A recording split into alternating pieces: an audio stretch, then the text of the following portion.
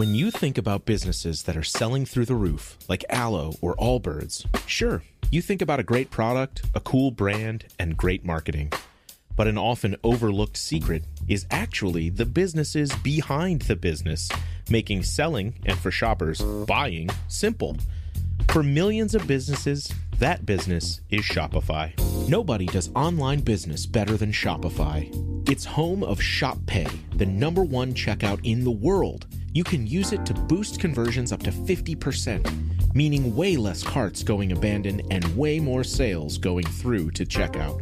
Sign up for your $1 per month trial period at shopify.com/income, all lowercase.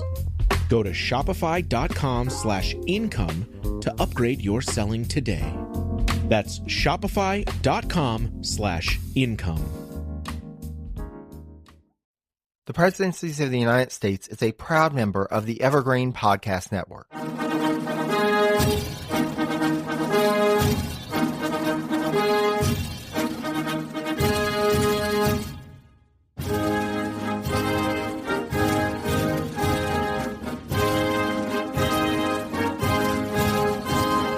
Hello and welcome to the Presidencies of the United States. I'm your host, Gerry Landry. And as this is an episode of our Vice Presidencies of the United States series, I'm joined today by my co-host, Alex. Alex, thank you so much for being here. Thank you for having me, Gerry. Hello. How's it going today? I'm doing well. It's a soggy Saturday here in Charlotte, so definitely a good day to stay in and do some podcasting. So here we are. Well, are you ready to continue our journey through the life and career of Elbridge Gerry? I'm ready as I'm ever going to be, I think. So what do you remember from part 1 of Elbridge Gerry? I know it's been a little bit since we recorded. It's been a minute. Well, I'm hoping that you can recap and I'll remember things as you recap. How does that sound? Do you remember what state he was from? Okay, we'll start at the beginning. Yeah. It's been a few weeks, folks. It's been busy. Elbridge Gerry was born in Marblehead, Massachusetts. Okay, yes. Yes. Gotcha. So he was born to a wealthy merchant family. You know, we talked about the family was pretty prominent. Mm. Ended up, he went to college at Harvard, of course. He ended up getting involved in the mercantile business for a little bit, but really started to get involved in public service. Okay. And he started, of course, in Marblehead with a committee. Then he won election to the General Court of Massachusetts. He ended up being involved in the Revolution and, you know, nearly caught at the Battle of Lexington and Concord. He ended up in the Massachusetts Provincial Congress. He worked on getting weapons and ammunition, really worked with merchants to, try and help protect the mercantile business in Massachusetts, but also to get supplies for the troops. He ended up going to the Second Continental Congress and serving there for a while. He was really involved, and he really seemed to thrive in this legislative setting. Mm-hmm. But he ended up resigning from the Continental Congress over an issue. Basically, he saw things one way. He asked Congress. They were like, we don't really think that's a big deal. And he said, I'm out. Mm-hmm. He's got a little bit of a temper that way. Mm-hmm. Wouldn't come back until finally they said, okay, whatever, just do your thing. So he was convinced to rejoin the Confederation Congress when the state legislature agreed to support him. But the government under the Articles of Confederation was really weak. And while there were some who kind of liked that, there were many who were saying we need to do something different. So then comes the Constitutional Convention. And Gerry actually went to that body. Yeah. He was part of the debates over the Constitution. And he was really involved. He was heavily involved in those debates, but he ended up souring on the process and did not ultimately sign the Constitution. Mm. Then you may remember that he went back to Massachusetts, and even though he wasn't in the ratification convention, they asked him to come and speak to what happened at the Constitutional Convention. Okay. Ended up having a little tiff there, ended up leaving in a huff, sensing a rather habit coming on here with, what was your nickname for him? Big Wig. Oh, Big Wig. All right, let's see what Big Wig does now. Because we left with part 1 that Gerry, even though he had opposed the Constitution, he was elected to the first Congress under the Constitution. Yes. This episode is brought to you by Allstate. Some people just know they could save hundreds on car insurance by checking Allstate first, like you know to check the date of the big game first before you accidentally buy tickets on your 20th wedding anniversary and have to spend the next 20 years of your marriage making up for it. Yeah, checking first is smart. So check Allstate first for a quote that could save you hundreds. You're in good hands with Allstate. Savings vary. Terms apply. Allstate Fire and Casualty Insurance Company and affiliates. Northbrook, Illinois. So, as described by Bilius, quote, Gerry's main concern when he went to Congress in 1789 was the same as it had been throughout most of his political life: to maintain some measure of social stability against the two opposing political extremes, tyranny and anarchy. And so that was one thing that we talked about, that he kind of had this middle ground. And even though sometimes his ideas may have seemed contradictory, it was still trying to find this balance, not going too far either way. Yes. Yeah. Not Teasy McTeaserton, but not really. A bit like that, yes. Yes. So Gerry assumed his seat in March 1789, and quickly factions began to form in Congress. Gerry, however, resisted the urge to align to one or the other. Again, from Bilius, quote, what he, i.e. Gerry, preached during the first two Congresses was the politics of conciliation. And so, if you'll remember from last time, Gerry was friends with the Adamses. So this also seems kind of similar to John Adams, not really wanting to be put into a box of one or the other, but willing to work across the aisle. Mm-hmm. Despite his prominent role in the Confederation government, Gerry found that there were a lot of new faces in this legislative body, and he admitted to feeling quote-unquote awkward. One has to imagine it was like the first day in a new school or at a new job. He did write a letter to a friend on March 22nd where it seems like he was having second thoughts as to whether he had made the right call in accepting his election to the House. He wrote that, quote, if we mean to preserve a reverence for ourselves, then private life is the system we ought to pursue for happiness. However, Gerry ultimately decided that his public duty outweighed his private desires and thus remained in office. Indeed, in the first Congress, Gerry was second only to James Madison in terms of the number of speeches delivered in the House, which is saying something, as Madison, as we've discussed in previous episodes, was the most prominent leading figure in the House at the time. Gerry used this opportunity of trying to hold the middle ground in order to reconcile with his one-time gubernatorial opponent, John Hancock, and approach Massachusetts politics with, quote, an independent political stance. In the first session of Congress, Gerry concerned himself chiefly with, quote, setting up an energetic government. This didn't mean, of course, that he liked all aspects of government. Indeed, he sought to limit the powers of the executive branch whenever possible. And so this is one thing that we discussed in part 1, and it's rather ironic considering why we're covering Gerry in this series. He opposed the idea of a vice president. He was really about, this small executive and limits to the executive power. And he thought that the vice president might exert too much executive influence on the legislative branch. Ironic position. Rather ironic, though he wouldn't have known it then. Right. Gerry also entered into debates about cutting down the number of House members. He was opposed. And to reducing congressional salaries. He was also opposed to that one, but you can also kind of, you wonder if it was, well, I don't want to take home less pay. Well, Bigwig has got to keep the lifestyle going. He's got the bigwig lifestyle to live up to. Right. A little surprisingly, Gerry, despite his concerns about the judicial branch in the Constitutional Convention, opposed a proposal, quote, to have the state courts handle federal legal matters rather than setting up inferior federal courts.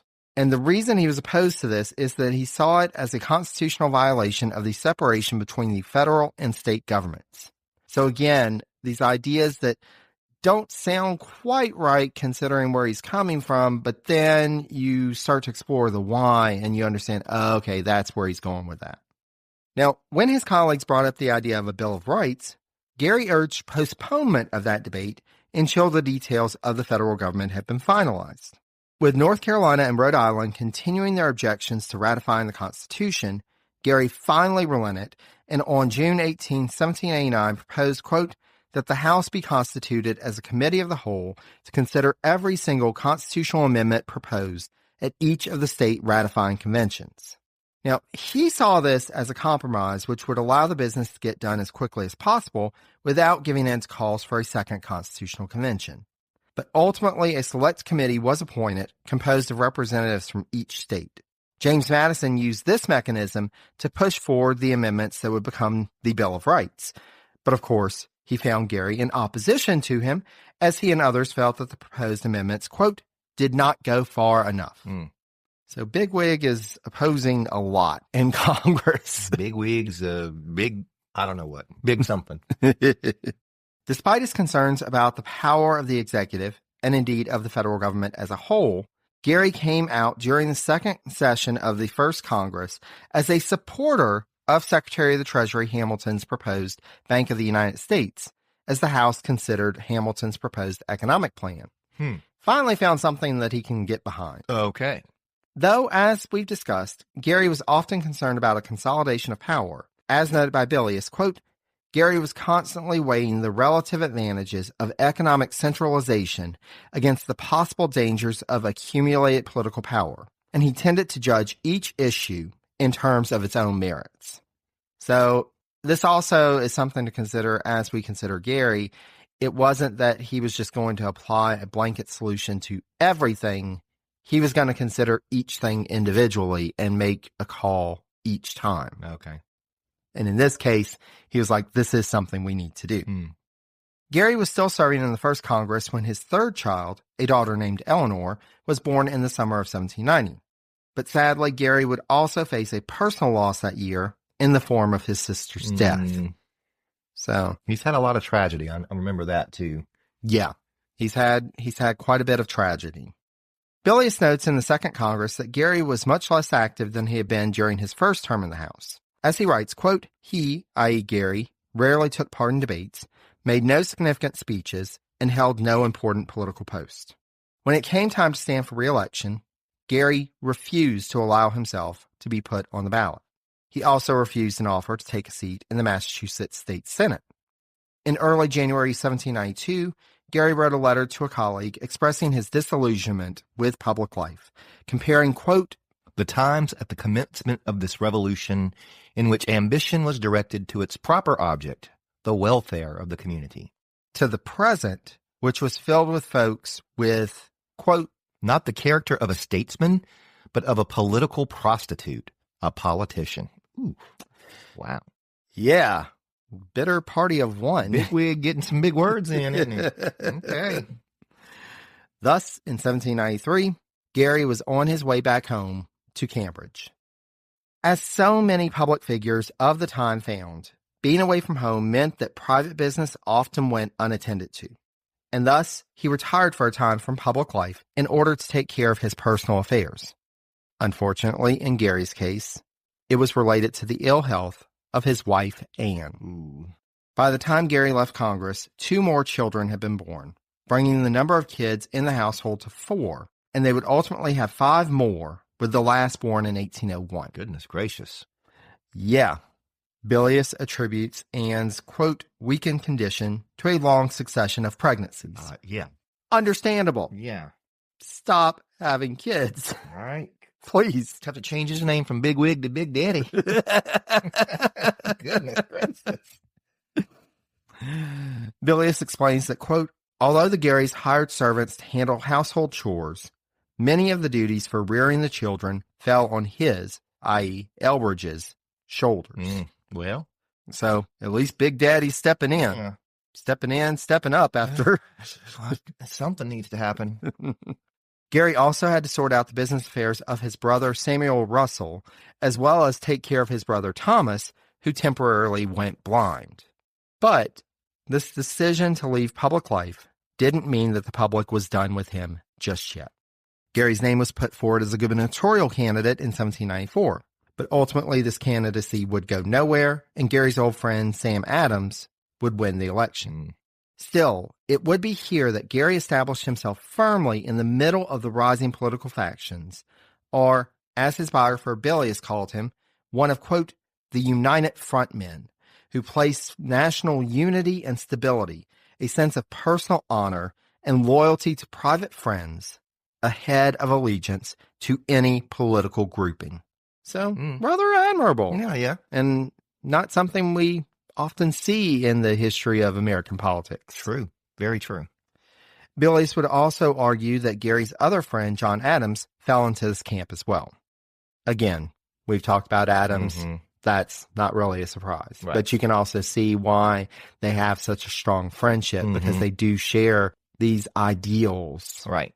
You know, it really is country before party. Right.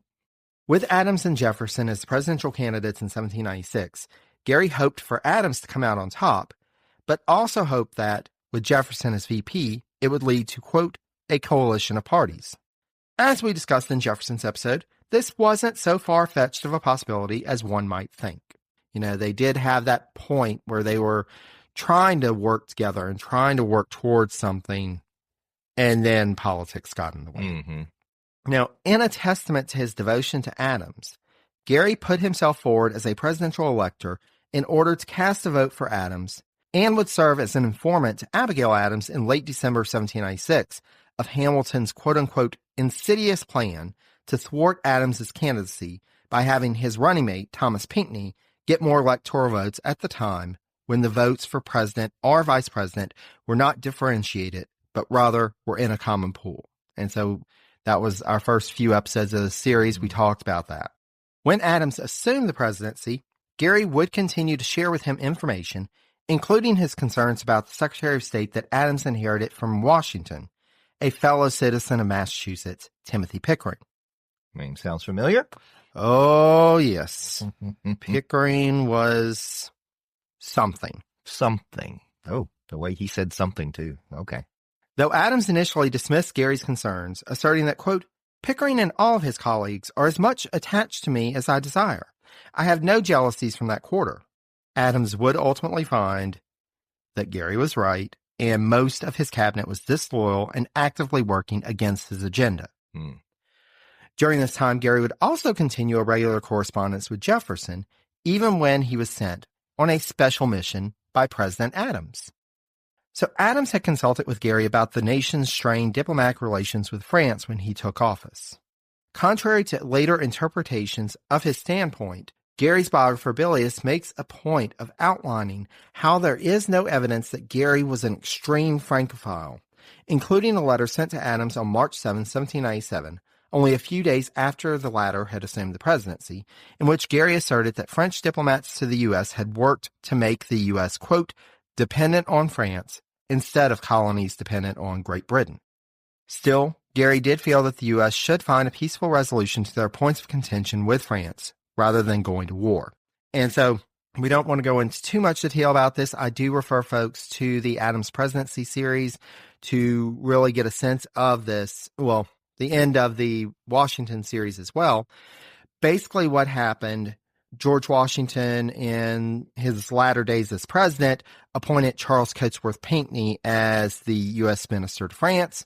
But when Pinckney got there, the French government said, no, this guy is a Federalist. We don't want anything to do with him. Likewise, the French minister to the U.S., Pierre-Auguste Audet, had actually worked to influence the election of 1796.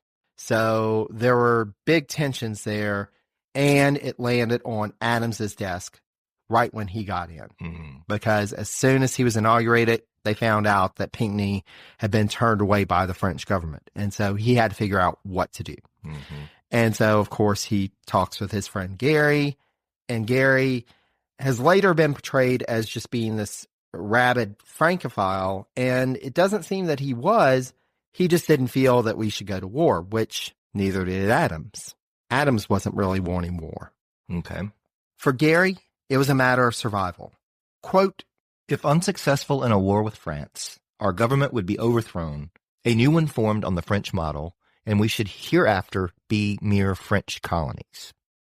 Gerry even found fit to criticize George Washington and his leadership during his tenure as president. Goodness. You don't get too many people going around criticizing Washington. And didn't he name one of his children after old George? No, that was George Clinton. Oh, P-Funk. Okay. P-Funk did. So they're all starting to blend together. My apologies.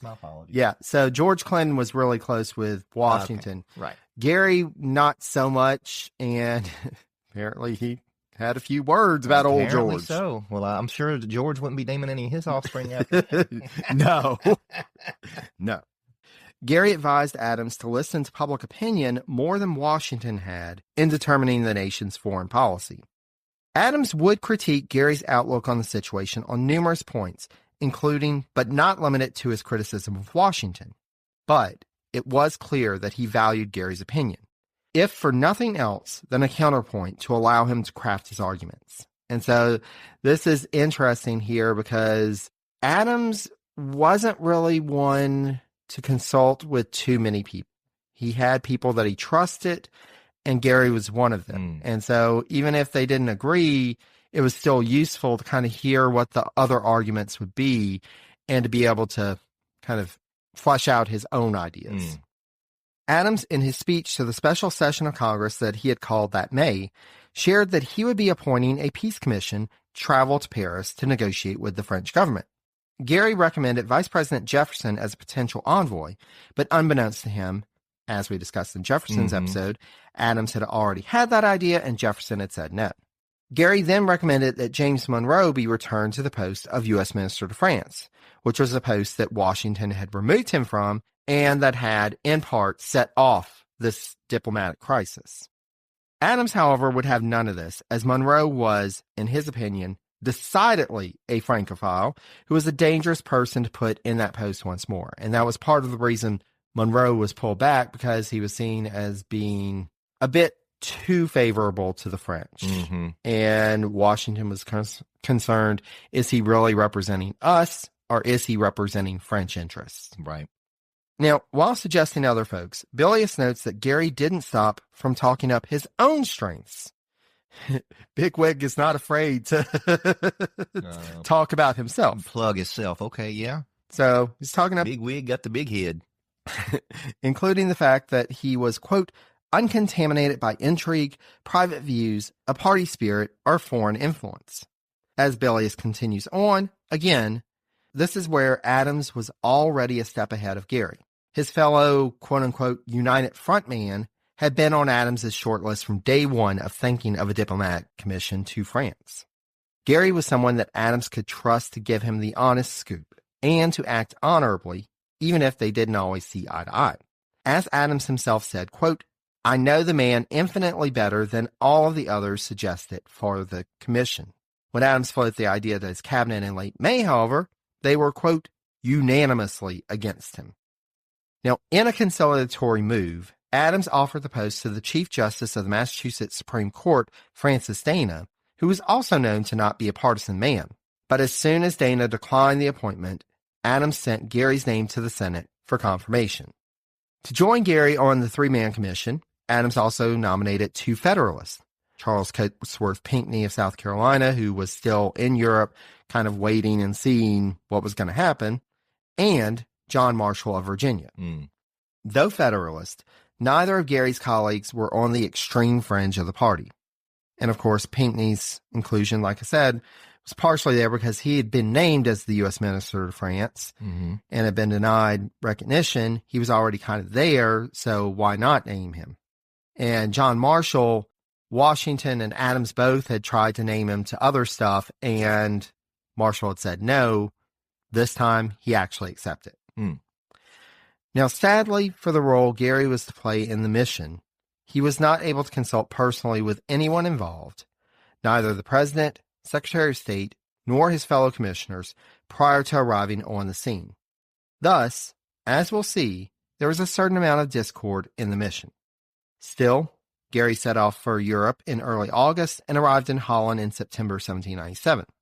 Gerry began his diplomatic mission with the assumption, quote, that there is a very powerful British party in America that threatened the common good, and that he should adopt a strategy, quote, to delay and gain time in negotiations with the French.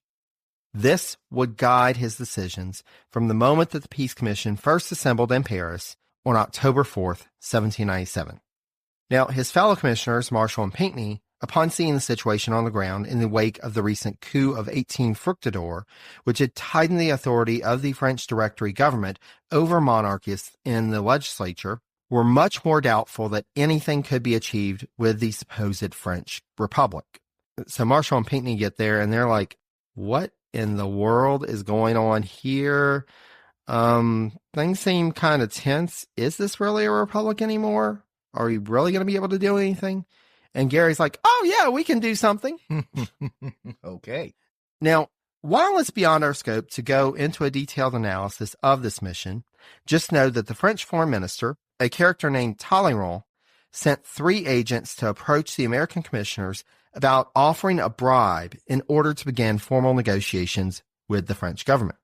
Does this sound familiar? Mm-hmm. Now, this was the normal way of doing things with the Talleyrand foreign ministry, but the Americans were shocked and appalled by such shady behavior. In their reports back to the Adams administration, the commissioners designated the 3 with code letters X, Y, and Z, which is why this is now referred to as the XYZ affair. Right. So, despite his colleagues' refusal to meet with Talleyrand in anything but an official meeting, Gerry made the decision to make a private call on the French foreign minister on October 28th in an attempt to keep the diplomatic process going. So we're already seeing he's kind of being a wild card. He's doing his own thing because you don't put Gerry in a corner. Yeah. You don't put Gerry in a corner. Sorry, when you said wild card, I couldn't help but think of that episode of It's Always Sunny in Philadelphia. Wild card! Sorry. Anyway, I digress. His colleagues, of course, were not on board with Gerry's delay tactics. As noted by Bilius, quote, the main reason for the differences between the envoys was their opposite perceptions of France's foreign policy. Marshall was really focused on the letter of the law with their instructions, while Pinckney felt that the nation's honor had been besmirched and acted in response. However, as Bilius remarked, quote, of all the envoys, Gerry was the first to perceive that the French were really interested in peace and to operate on this premise. He's like, don't get in your feelings about this. They really do want peace. The relationship with the envoys wasn't helped when Talleyrand began to invite Gerry to dinner without inviting his colleagues. Well, suspicion and doubt started to set in. Meanwhile, to further French foreign policy aims, Talleyrand did everything he could, quote, to separate Gerry from his fellow envoys, as he thought working through Gerry would lead to a settlement more favorable to France. By February 1798, Marshall and Pinckney figured out that Talleyrand's aim was to get rid of them, and they asserted, as Marshall wrote, that they would, quote, be happy if by remaining without us, Mr. Gerry can negotiate a treaty which shall preserve the peace without sacrificing the independence of our country. We will most readily offer up all personal considerations as a sacrifice to appease the haughtiness of this republic. Now, though they would disagree in private, the 3 Americans maintained a united front before Talleyrand and the French. But still, Pinckney and Marshall refused to consider the loan requested by Talleyrand, and Gerry grew frustrated with his colleagues, even quipping to Marshall that the Virginian recorded in his journal that, quote, he, Gerry, wished to God I, Marshall, would propose something accommodating, that I would propose nothing myself and objected to everything which he proposed. So he's like, guys, you're just shooting down every idea. Let's figure out what we can do here. I'd love to have you come up with some ideas. I'm doing all the work. Right. Likely sensing the division under the surface despite their united front, Talleyrand continued to apply pressure to break the commission apart, including making sure that word got back to Pinckney and Marshall that Gerry knew of Talleyrand's intentions to get them to leave. Mm-hmm. Gerry, of course, had not let them know himself. All right. Big wigs in big trouble. Big trouble. Yeah. Finally, in late March, Marshall and Pinckney had had enough and sent a letter to the French government. Though Gerry refused to sign the letter they sent, it seems that his intent was to ask for his passport as well. But when he informed Talleyrand, the foreign minister told him that the government refused to issue one to him, quote, and that if he departed from Paris without one, his actions would be interpreted as breaking relations and would result in an immediate declaration of war. Mm-hmm. So basically, he is being held at proverbial gunpoint Mm-hmm. that you're not leaving. Mm. Wow. Which I guess if you're forced to stay somewhere, Paris isn't really a bad place. Yeah, definitely not. But still, with this threat, as Pinckney and Marshall departed from Paris bound for the U.S. in April, Gerry remained in the French capital, just as Talleyrand and the government wanted. Gerry wrote back to President Adams in March of what he felt was progress. Quote, the prejudices here against our government still exist, but I flatter myself not in so great a degree as heretofore. However, it doesn't seem like Gerry had much hope of success in the remainder of his mission. Indeed, Bilius explains his viewpoint that he felt Gerry, quote, wanted to stay only to inform the American government on the state of affairs and until such time as a person or persons could be sent to replace him. So basically, he's just, trying to hang in there, giving what information he can back to the government, but kind of realizing this isn't going to happen. No, he's not going to be the guy. Gerry wrote to Adams that, quote, I've brought myself into a predicament which you must assist me to extricate myself from, by appointing some others to supply the places of myself and the others if further progress in this business should be found practicable. He did not want to continue as a special envoy, and who could blame him? Right. Being held hostage by a foreign government would kind of do that to you. Kind of, yeah. Talleyrand pressed Gerry to begin official negotiations, but the American envoy refused. Gerry felt that he had no authority to negotiate without his colleagues, but Talleyrand kept pushing and offering concessions. Gerry requested his passport once more, and Talleyrand again refused. Meanwhile, word arrived in Paris about how outraged the American public was about the XYZ affair, and Talleyrand desperately worked to defend himself, going so far as to claim, or should we say, bold-faced lie, that he had nothing to do with the request for a bribe. Okay. Finally, in late July, Talleyrand relented and provided Gerry with his passport. By August 8th, Gerry was on a ship back home. Hallelujah. If he thought that his problems were at an end when he left Europe, however, Gerry would find, upon returning to the U.S., that he was under attack for his conduct in his diplomatic service. He arrived back in Boston on October 1st, 1798, quote, to find himself the target of public abuse and private ostracism. Gerry learned that, while he was away, his family had been dealing with harassment, including folks, quote, hanging figures in the trees, burning torches, and shouting obscenities under Mrs. Gerry's window at their home Elmwood in Cambridge. Goodness. Yeah. That's awful. On numerous instances, apparently, quote, the family awoke to find the model of a guillotine erected in the field in front of Elmwood, smeared with blood, and bearing the effigy of a headless man. Yeah. Wow. I mean, Massachusetts wasn't playing back then. They weren't. You remember in part one, we talked about they didn't want the hospital, and so they burned it down? Yeah, I remember that. Yeah. Goodness. Yeah. Part of the reason for the animosity against him was the fact that Secretary of State Timothy Pickering had publicly attacked Gerry while he was abroad. The Secretary of State was doing all he could to push the U.S. to war with France, and he viewed Gerry as the biggest threat to that. While Gerry remained in Paris after Marshall and Pinckney's departure, Pickering furiously accused him of conspiring with Talleyrand against his fellow commissioners and American interests, and asserted that, quote, if they, the French, would guillotine Mr. Gerry, they would do a favor to this country. Yeah, that sounds like something that Pickering would say. Yeah. Gerry would defend himself to President Adams, arguing that, quote, had I left Paris with the other envoys, war without doubt would have been the consequence. For the official record, on the day of his arrival in the U.S., Gerry wrote a lengthy letter to Secretary Pickering explaining his conduct. Gerry asked Adams if he could have the letter to him printed to publicly answer Pickering's charges. And though Adams was favorable to that, Pickering convinced him not to. Adams did, however, write Gerry in December 1798, assuring him that he considered his conduct, quote, upright and well-intended.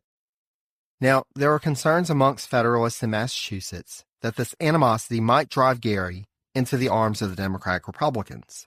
But initially, at least, it seemed that Gerry was willing to maintain his anti-party stance. Meanwhile, Gerry met with President Adams multiple times upon his return and provided him with information about the situation in France and the discussions he had had with Talleyrand. Though it helped that multiple other American diplomats and merchants were sharing similar information that the French were serious about seeking peace, Adams later admitted that the intelligence provided from Gerry, who he referred to as, quote, my own ambassador, was, quote, the more positive, more explicit, and decisive. So he's still got Adams's ear. Thankfully. No matter what Pickering is saying, no matter what the public is thinking about him, Adams knows this is still my guy. Gerry found himself in the middle of a growing dispute between Adams and Pickering as the president sought to release Gerry's correspondence with Talleyrand in order to prove that the French were desperate for peace. But Pickering, knowing that this revelation would derail his push for war, tried to hold the papers back. When it became clear that Adams would not back down, Pickering then tried to figure out ways to undermine Gerry's reputation.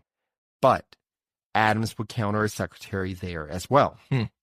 Though it's outside of the scope of this episode, just know that Adams did send a second peace commission, which was successful in getting a diplomatic resolution to at least some of the issues between the U.S. and France.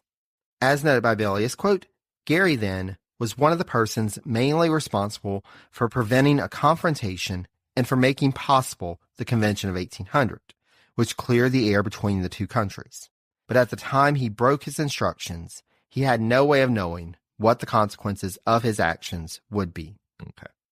Though Pickering would fail in his war aims, his actions during this time did have one significant consequence.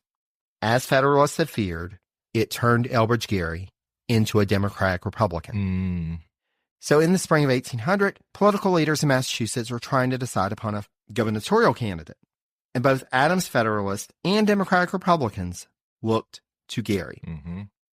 Ultimately, the Federalists would decide upon a candidate who came neither from the Adams or Hamilton camp, Caleb Strong, while Democratic Republicans, who adopted the name Constitutional Federalist, because of course that's not confusing, chose Gerry. Gerry, who came out publicly in support of Adams, likewise received the president's endorsement. This, however, did not result in a win. Strong's victory was a close one, though as he won only with 2,600 more votes than Gerry, but overall, the vote for Gerry was nearly 100% greater than that of the previous Democratic-Republican gubernatorial candidate in Massachusetts. So even though he lost, he still doubled the vote for the Democratic-Republicans in Massachusetts. Gerry took his loss in stride, though he wrote afterwards that, quote, to be one of the advocates of republicanism these times is to be subject of abuse. There being a party extended throughout the Union, both active and powerful, and utterly devoted to a monarchical system. Now, following Adams's defeat and Jefferson's assuming office as president in 1801, quote, Gerry rapidly emerged as the titular head of the Republican Party in Massachusetts. He would challenge Governor Strong in the annual gubernatorial election the next 3 years. But while Strong increased his percentage of vote each election, Gerry would lose ground, only winning 32.3% of the vote in 1803. Gerry may now have been a party man, but that doesn't mean that he understood how to rally a party. Right. And as early as 1802, he began to face opposition from within the Democratic-Republican faction in the state. When 1804 came around, the party turned to another candidate, and Gerry retired from public life once more. Bilius notes that, in addition to feeling that America was more secure with Jefferson as president, Gerry also had to deal with the complicated financial mess that his brother, Samuel Russell, had gotten him entangled in. But Gerry was prevailed upon in 1807 to preside over a public rally in the State House over the Chesapeake Leopard affair, and when he arrived at the room for the proceedings, he was greeted with, quote, a thunderous ovation, to which Gerry responded that, quote, I had not anticipated that at my time of life there could have been a scene like the present, but I yield to the call that is made on me, as I hold it to be the duty of every citizen, though he may have but one day to live, to devote that day to the good of his country. Now, the increasing strain in Anglo-American relations and Jefferson's embargo served to bring Gerry back into public life. Gerry was asked to attend a town meeting in Cambridge in January 1809 to discuss the Enforcement Act, which was put forward to clamp down on evaders of the embargo. However, as Federalists dominated the meeting, Gerry was shut down when he tried to introduce a motion. Now, not taking this line down because, of course, don't put Gerry into a corner, Gerry tried to have his motion published in the Boston Chronicle, a Democratic-Republican newspaper, only to be refused. Oof. Well, Gerry wrote to President Jefferson about the matter and his belief that the Federalist faction was being co-opted by the British government to be agents on the ground to act against American interest, though he also admitted that he felt the French were doing the same thing with the Democratic Republicans. So basically, he's saying these two European powers are trying to interfere and meddle in our politics. Fearing for the future of his nation, Gerry threw his hat back into the ring for the next gubernatorial election. This time, however, the conditions were looking better for him. James Sullivan, who had taken over leadership of the state party after Gerry bowed out in 1804, and who finally became governor with the 1807 election, had passed away in December 1808. Gerry's proven record of conciliation and working across the aisle were seen as strengths in this election. However, in 1809, Gerry was passed over by the leader of the more radical wing of the party of the state, former Attorney General and acting Governor Levi Lincoln. Now, as we discussed in Lincoln's episode of the Seat at the Table series, he was defeated that year by the Federalist candidate. And when 1810 rolled around, Democratic Republicans in Massachusetts turned once more to the moderate candidate, Elbridge Gerry. In addition to the foreign and domestic issues that were at play in the election, Federalists attacked Gerry on his age, asserting that his, quote, fluctuating imbecility should make him ineligible to hold public office. Fluctuating imbecility. Fluctuating imbecility. Goodness. Well, you're right. They don't play in Massachusetts. They do not play in the Bay State. Lord, I mean, I'm not. I love the Bay State, and I love anyway. There's a nickname for people that's rather crude, and I'm like, okay, from Massachusetts, and I'm like, okay, that's what I'm hearing. I can understand, but I digress. But to our Massachusetts listeners, we love you. We know that you would not be these folks. No, not at all. You would not be burning down hospitals and putting up, guillotines in people's yards and all of this. Yeah, if you are, we need to talk. And if you are, please stop. Yes. And also, this is one of those things that we've seen in other episodes, in particular with George Clinton, this idea of he's too old. But as Bilius notes, though, there is no hint in his correspondence of the time to indicate anything but, quote, a clear mind. So even though they were saying, he's kind of losing it up there, it doesn't seem that he was. Meanwhile, Gerry's supporters used his age and his leading role in the revolution as a strength.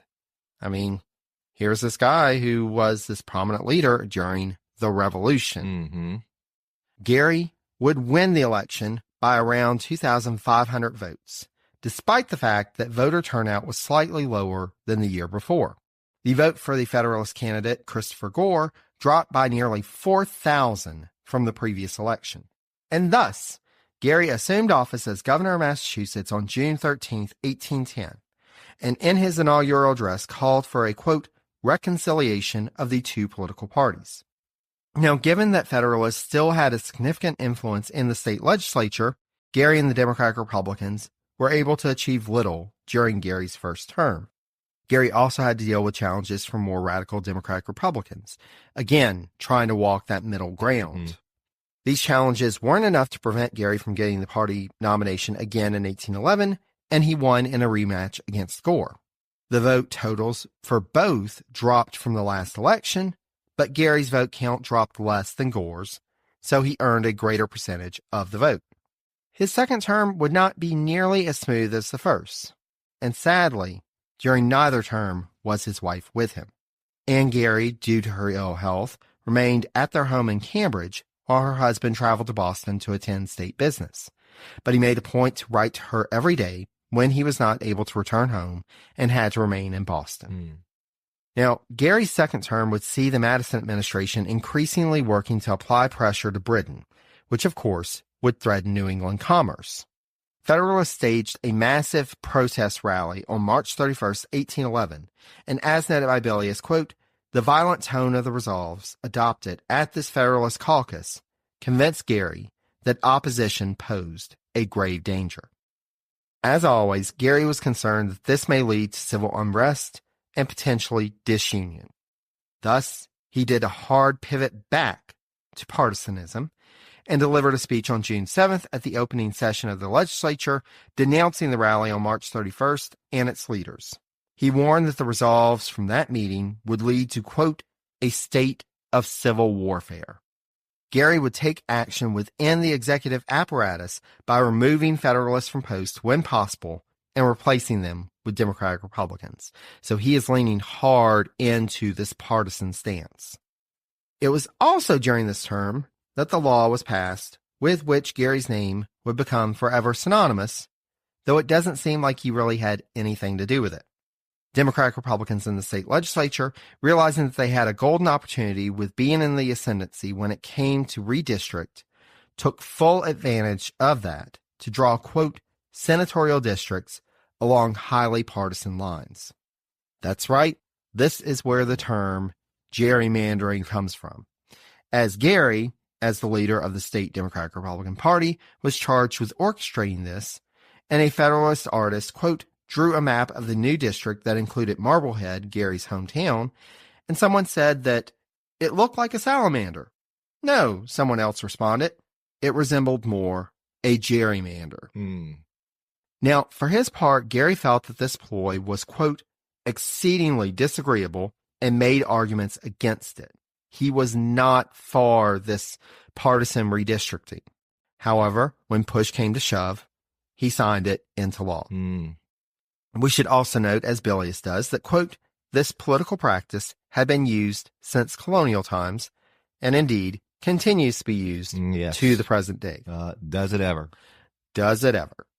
On the good side of this second term, Gerry was governor when the state legislature passed bills allowing for, quote, almost universal manhood suffrage qualifications for voting in town meetings, quote, increased representation in the Massachusetts legislature resulting from the incorporation of new towns, and a bill, quote, guaranteeing almost total freedom of worship to dissenters and went a long way towards disestablishing the dominant congregational church. So he actually is doing some good things here. However, the backlash from all of this change in a year and Gerry's more partisan, divisive stance would deny him a third term. Gerry went so far at this point to order the state attorney general and solicitor general, quote, to examine Boston newspapers and to inform him of any cases of possible libel, and they would use this to bring libel charges against Federalist editors. So he is using the state apparatus to go after newspapers. It was not a good look for someone from a party that had been so concerned about the Sedition Act and its violation of the freedom of the press over a decade prior. One has to wonder if the personal came into play in driving him to this extreme. Not only did he feel under attack in his public life, Gerry was also dealing with the aftermath of his brother's bad financial decisions, for which he was being held to account as he had, quote, signed a surety note for his brother. So personally, politically, things are not going well for him. Knowing that he was on his way out, Gerry began using his influence to try to secure political appointments for members of his family, and even wrote to President Madison about the position of collector of the Port of Boston for himself. Again, not afraid to self-promote. However, Gerry would soon find himself elevated to another role, even as he went down to defeat in the 1812 gubernatorial election by just over 1,300 votes. Time to move? Skip the hassles of selling during the holiday season and sell your home directly to Opendoor. Request an all-cash offer in minutes, close, and get paid in days. You can even pick your close date so you can move after New Year's. Start your move at Opendoor.com or download the Opendoor app. Opendoor is represented by Opendoor Brokerage, Inc., license 02061130 in California, and Opendoor Brokerage, LLC in its other markets. Terms and conditions apply. Now, as we've already discussed, Madison's vice president, George Clinton, passed away in office in 1812. P-Funk. P-Funk, R.I.P. Thus, the party was in search of a new running mate for the incumbent president, but it had to be a well-thought-out selection. It was intended that James Monroe would run to succeed Madison in 1816, so a VP candidate had to be selected who wouldn't pose a challenge to Monroe's candidacy. Right. Given Gerry's age and, quote, outspoken loyalty to Madison's pro-war policy, he was seen as a safe choice, even if he didn't elicit much enthusiasm. And indeed, there were some leading Democratic Republicans who were concerned that Gerry would, quote, give us as much trouble as our late vice president, I.E. Clinton. Indeed, the Congressional Caucus, the nominating system of the time, initially offered the spot at the bottom of the ticket to John Langdon of New Hampshire. Upon Langdon's declining the nomination, they went to the fallback choice, Elbridge Gerry of Massachusetts. The Madison-Gerry ticket would go on to win election in a pretty solid victory, 128 electoral votes to DeWitt Clinton and Jarrett Ingersoll's 89. Gerry, however, would secure 3 more electoral votes than President Madison, as 3 Clinton electors, 1 from New Hampshire and 2 from his home state of Massachusetts, chose him as their VP pick. But with that, it's time for the inauguration. Except, now we get to a point that we've come to a couple of times already. Due to the difficulty of traveling from New England during the winter, Gerry asked Madison if it would be okay if he didn't come to the Capitol for the inauguration ceremonies, since he'd only be coming for that, as there was no congressional session scheduled. So he's like, I would just be going there and then turning around and coming back home. Why? And we discussed this in Jefferson's episode. You know, Jefferson had started to consider, do I really need to be there to be inaugurated as VP? Unlike in Jefferson's case back in 1797, there was no strong political advantage or disadvantage to Gerry being at the inauguration. Thus, Gerry took his oath of office at his home, Elmwood, in Cambridge, Massachusetts, on March 4th, 1813. Due to her ill health, it was decided when the spring came and the day neared for departure that Anne Gerry would not accompany her husband to the nation's capital.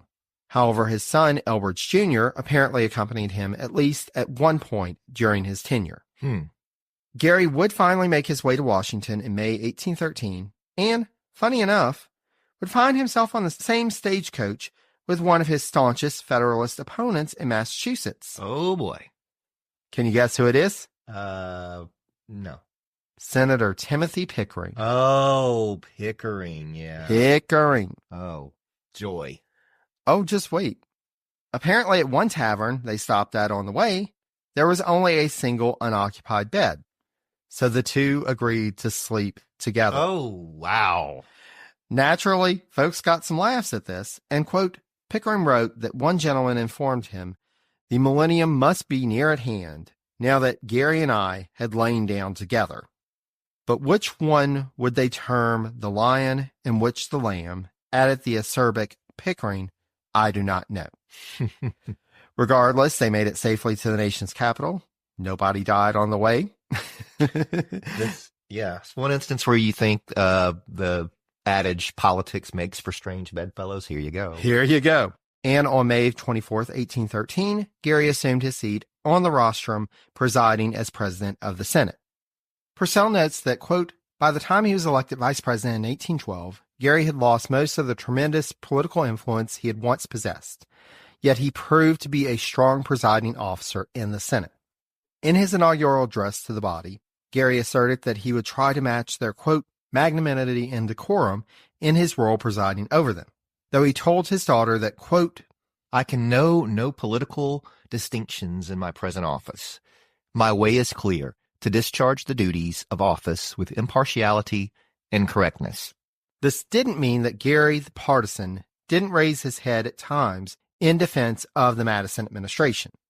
Indeed, as Bilius described, quote, although his duties and influence were minimal, he, Gerry, made his presence felt, and he vigorously defended the administration's policies. During Gerry's first session presiding over the Senate in the summer of 1813, President Madison suffered from an illness so severe that there are fears that he may pass away.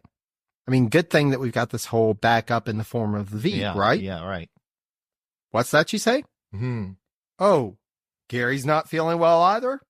Okay, let's look at the good old presidential line of succession. Not much dust on it since we just used it last year. Mm-hmm. That's right. President pro tempore is next on the list. The problem was Gerry refused to officially withdraw from his seat as president of the Senate to allow the Senate to choose a president pro tem. Between the Federalists and the anti-administration Democratic Republicans in that body, Gerry and others were concerned that out of the 36 senators, they might put up an anti-war candidate who could use their position to work against the administration's legislation. So this was done to prevent anybody who is anti-Madison from being able to preside over the Senate. Okay. By one count of the time that, quote, 20 senators were opposed to the president and vice president and only 16 in their favor, it's understandable why there were concerns. Thus, Gerry delivered a speech as the Senate prepared to adjourn, explaining that he would not withdraw to allow for the election of a president pro tem, as he was, quote, differently circumstanced than any of his predecessors. Though Gerry would recover, Bilius notes that this, quote-unquote, stroke that Gerry suffered in the summer of 1813, quote, was undoubtedly far more serious. At the time, a Federalist described him, quote, as looking like a scant-patterned old skeleton of a French barber. Oh, my goodness. Talk about a vivid description. Man. Wow, that's brutal. Still, he would recover, at least for the time being. When he wasn't ill, Gerry was quite active in Washington social life, which, of course, was different than George Clinton. Bilius notes that he would generally spend 7 hours a day presiding over the Senate, then would be off in the evening to, quote, dinners with the Madisons, levees and parties, and calls on former acquaintances. Indeed, it was easier for him to move, quote, in Washington's Republican circles than he had in Boston's Federalist-dominated high society. As Gerry wrote home to his wife Anne, quote, this species of pleasure is very different from that of a domestic kind. In his wife's absence, Gerry found a female companion in the form of Betsy Patterson Bonaparte, the wife of Napoleon's youngest brother, Jerome. Originally from Maryland, Betsy and Jerome's marriage had not been approved of by the French emperor, and he had had the marriage annulled, after which Betsy had returned to the U.S. With her more scanty European-style dress, she certainly made an impression, and her companionship with the vice president led at least one scholar to speculate that there was a romantic element to their relationship. However, we have no primary evidence of that as far as I'm aware. Indeed, it seems that primary sources discount that, as Gerry was known to wear, quote, his wife's miniature on his chest, wrote her voluminous letters, and she was constantly on his mind. He also wasn't trying to hide his love of members of the opposite sex, as he wrote to his wife about a ball that he attended where he saw, quote, 120 fine women. He counted each and every one. Big wig, big daddy, big pimpin'. Big pimpin'. Now, when the Senate reconvened at its second session in the beginning of December 1813, it seems that a majority of the senators made a request, quote, that a stenographer be hired to record the debates of every member. Gerry was initially cool to the idea, and indeed, the tradition to that point had been that while the House, being the body closer to the people, was open to the public, the Senate would operate more behind the scenes when it came to the debates. However, he finally relented, quote, with the stipulation that if the person appointed did not perform his duties adequately, he might be dismissed. Soon after hiring the new stenographer, Gerry learned that he, quote, was spending his spare time writing anti-administration pieces to the newspapers. Oh, goodness. All right. Gerry felt that this whole thing was a quote-unquote snare intended to trap him. But when he weighed the pros and cons, he decided there would be worse political fallout if he tried to remove the stenographer than if he left him to write his newspaper articles on the side. Thus, he remained. Gerry also worked in the second congressional session to secure 2 government positions for family members. It sounds like he tried to find any position available for his son, Elbridge Jr., but he specifically fought to get his son-in-law, James Austin, named as U.S. Minister of Sweden. He was unsuccessful on both counts. The VP explained to his son that, quote, conflicting interests of candidates for office produce every species of intrigue and the most unprincipled means for promoting private views.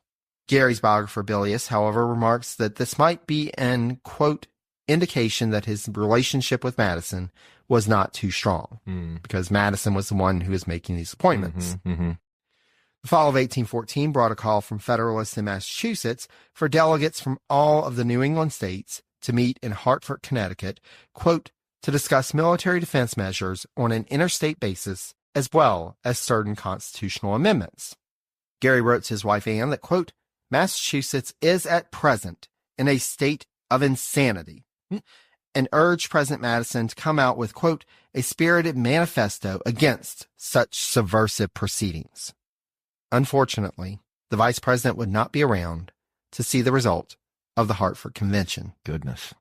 After feeling ill the night before, Gerry woke up at his usual hour the morning of November 23rd, 1814. But soon after getting up, he, quote, complained to his landlady about strange pains in his chest. Oh. Despite this, he, quote, ordered his customary chocolate drink, discussed the deplorable state of political parties in Massachusetts with his breakfast companions, and called for a carriage to come round at 10 o'clock to take him to the Senate. Soon after his arrival in the Senate chamber, Gerry suffered from, quote, severe chest pains and returned immediately to his boarding house. A porter at the door upon his arrival, quote, asked him if he was sick. Gerry's answer was a faint yes.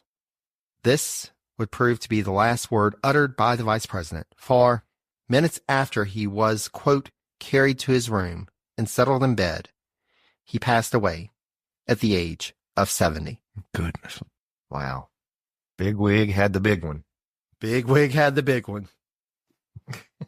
Fred G. Sanford. It's the big one, Elizabeth. It's the big one, Anne.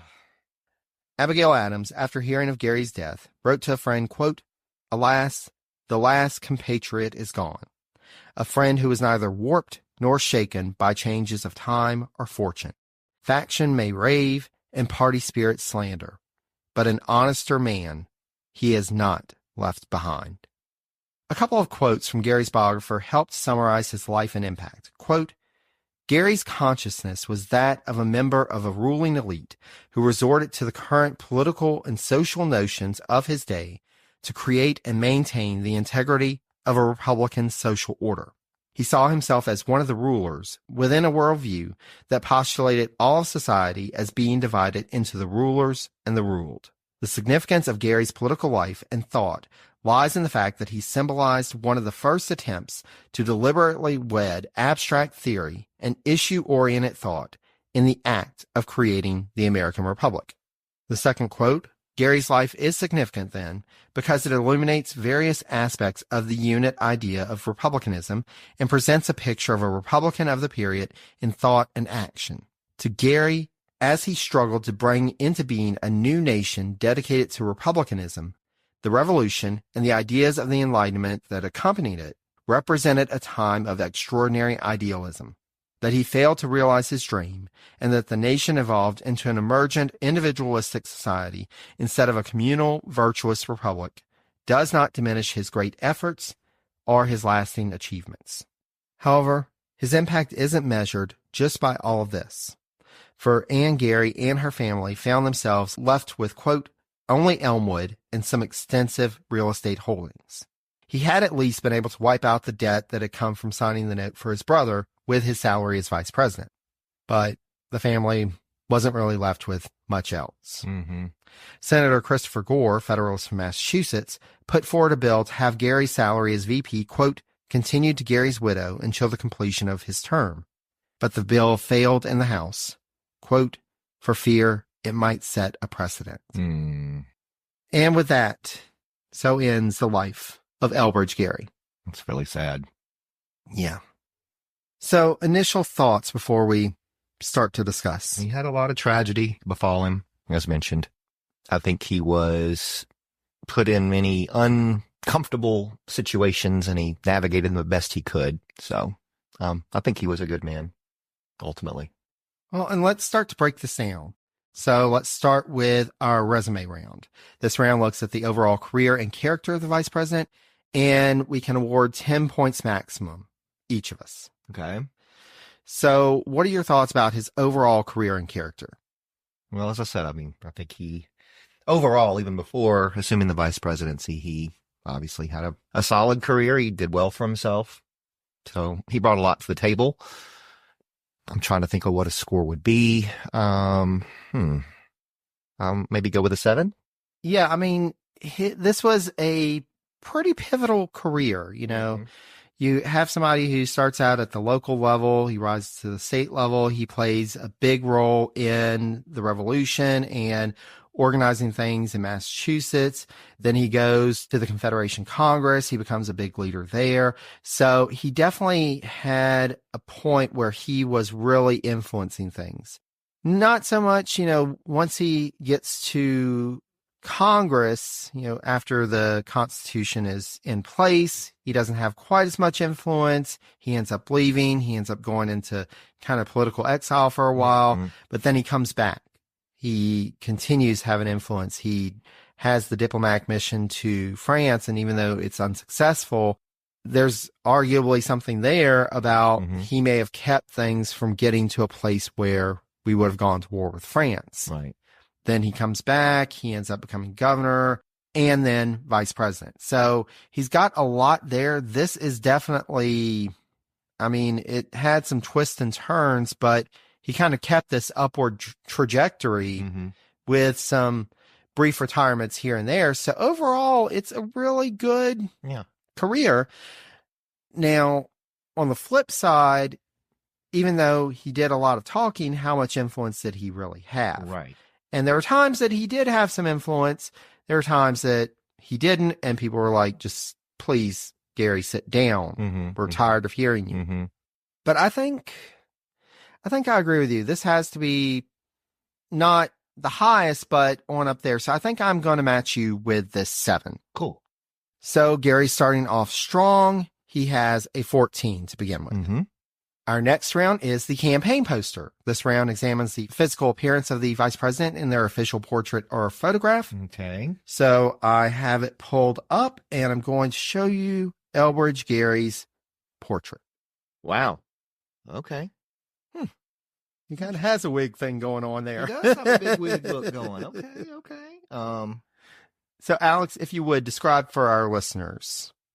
Well, he is, he's got a lot of gray hair.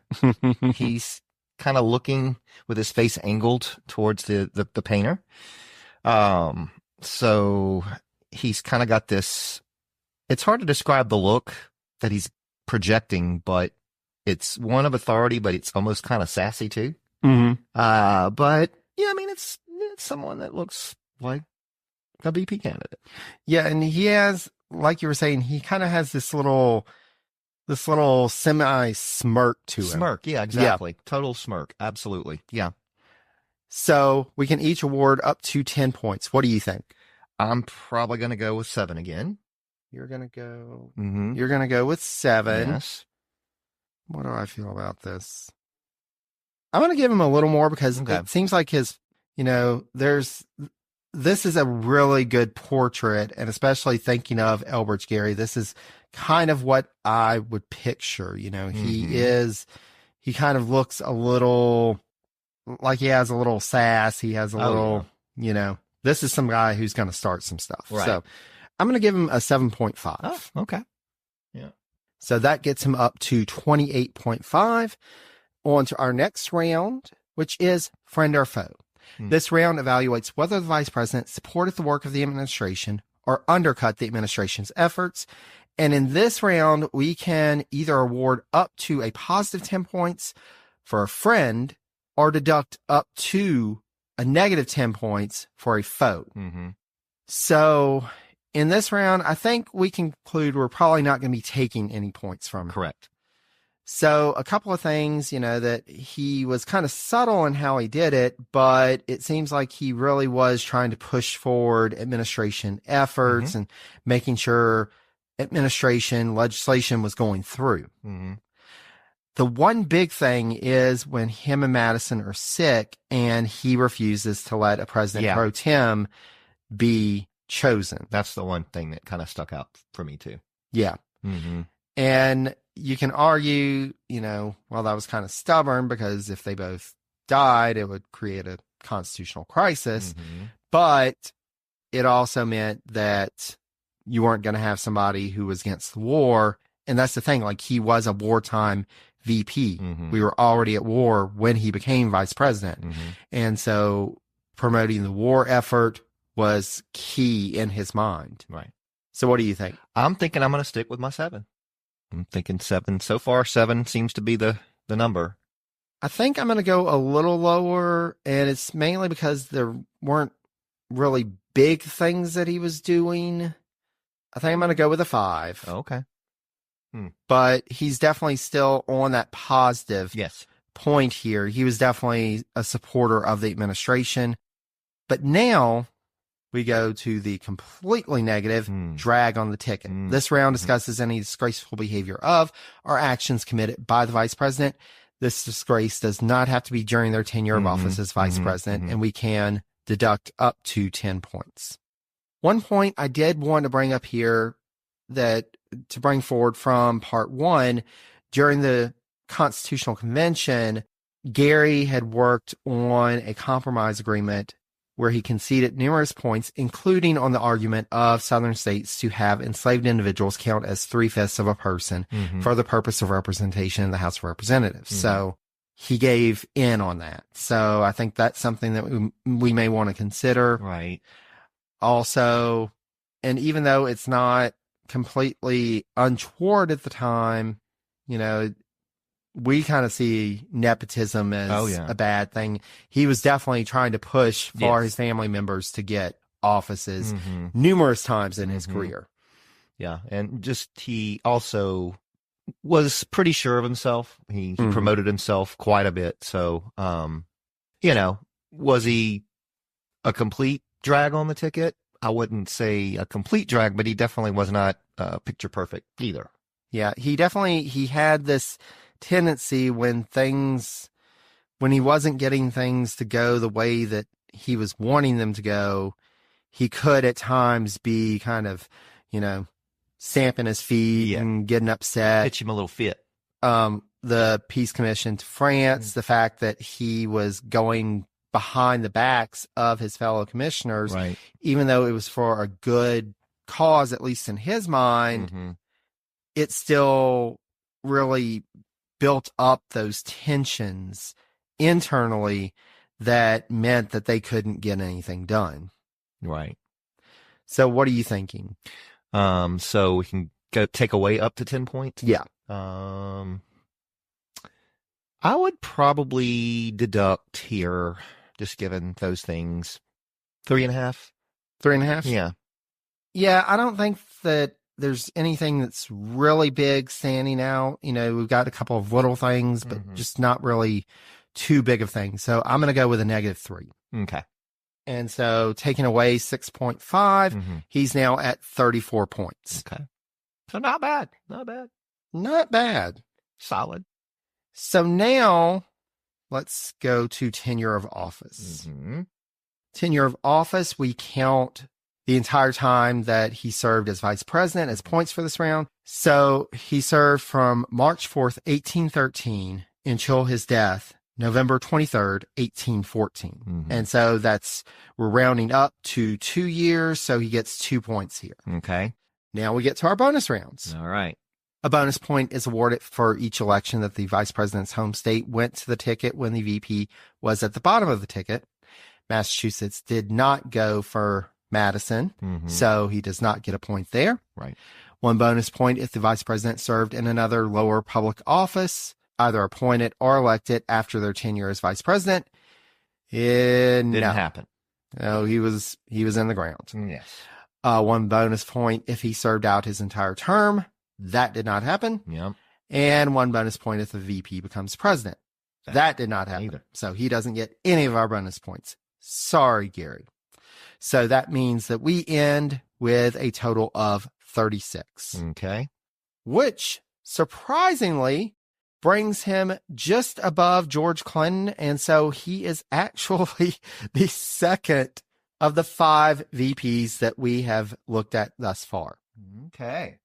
The only one higher than him is John Adams, who had a total of 41. There you go. And they were sympathetic towards one another. So there you have it. I think they would be very happy about that. I think they would. But we've got one more question to ask because it's not all about points. Mm-hmm.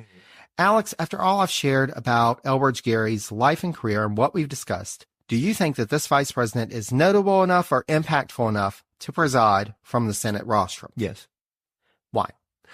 Well, I just think that he was very subtle. He was trying to balance a lot of different things. Maybe he didn't have as much influence as he thought or would have preferred, but I think overall his intentions were notable and he did have an impact. Obviously, the word gerrymandering still exists to this day. So yes, I mean, just given what I know, I think if the circumstances had been different, he probably could have had more influence and impact. He did what he could given the situation he was in. I will say I'm kind of leaning against. Really? I mean, I think that he had a great career. I think that he was influential to a certain extent, but he really didn't have much time as VP to serve. He really, at a point in his career, just kind of fell off for a bit.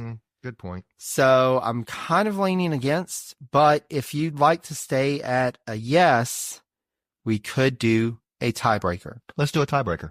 All right. All right. It's getting exciting. First tiebreaker.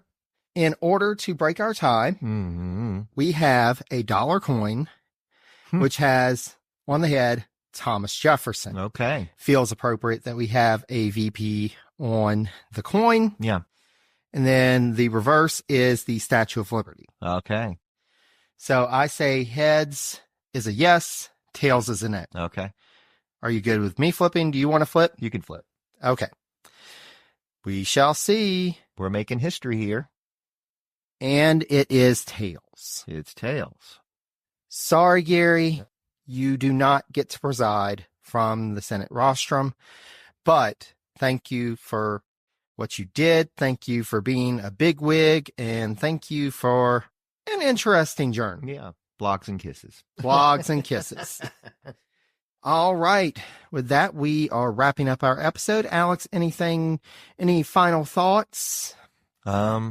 If you're not feeling good when you get up, go to the doctor.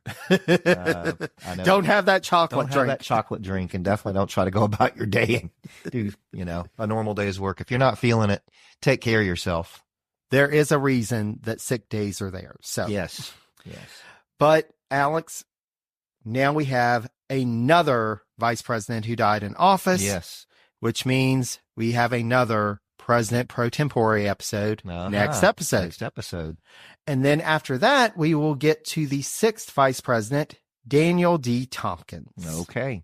DDT. I already got the nickname. No, just playing. Anyway. But to our listeners, thank you so much for listening. If you'd like to see the sources used for this episode, or if you'd like to listen to past episodes of the Vice Presidency series or of any of the Presidencies podcast series, just go to the website, presidenciespodcast.com.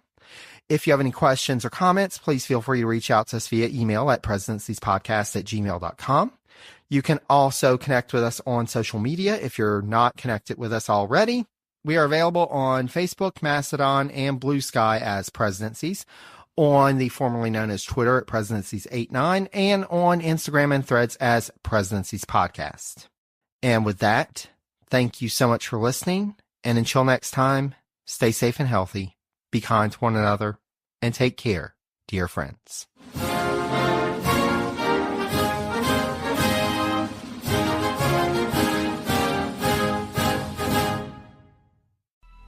Coming up on 5 Minute News, I'm Anthony Davis.